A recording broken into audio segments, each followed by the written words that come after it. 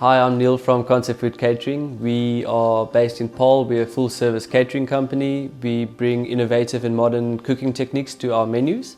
And today we'll be discussing winter menu ideas.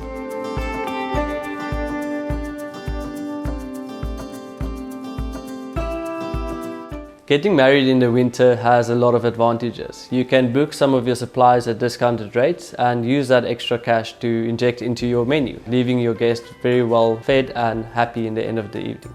We speculate that this time the winter trends will be a lot different than last year, seeing that the year we went through with COVID. A lot of emphasis is directed at safety and to prevent cross-contamination.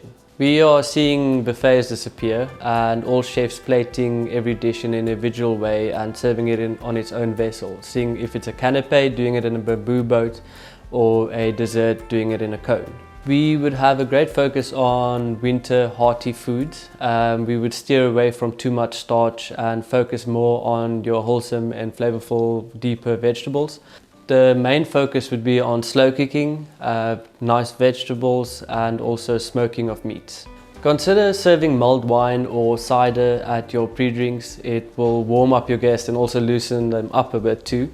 To go along with the warm drinks, also we can serve cups of ossobuco or have a soup bar where the chef will dish up different kinds of soups with crusty and garlic ciabattas and crostinis. Other amazing trends would be something like doing a ravioli with a hearty mushroom and truffle duxelle. For your main course, you have plenty of options. Try to be more bold and go for something more vegetable orientated. Today's time, South Africans are much more eco-friendly and looking for something healthier. The vegetable would never be the hero of a dish, but you can definitely put more focus on that. Make sure your caterer uses vegetables that are packed with flavor and fit in with the winter scheme, such as aubergines, cabbage, and some organic tomatoes. Don't be afraid to incorporate some of the South African comfort food into your winter menu, such as slow-cooked oxtail, Cape Malay, lamb curries, biltong and nutmeg soups. Fermentation and pickling is making a comeback this winter on your menus, such as miso, kombucha, kimchi and tempeh. It's very big in probiotics and really adds a bit of more aromas and spices to your food.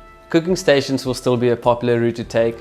We will cook in open fires, charred vegetables on fires, hanging meats and cooking them as whole. This will all be done in front of your guests and make their mouth water.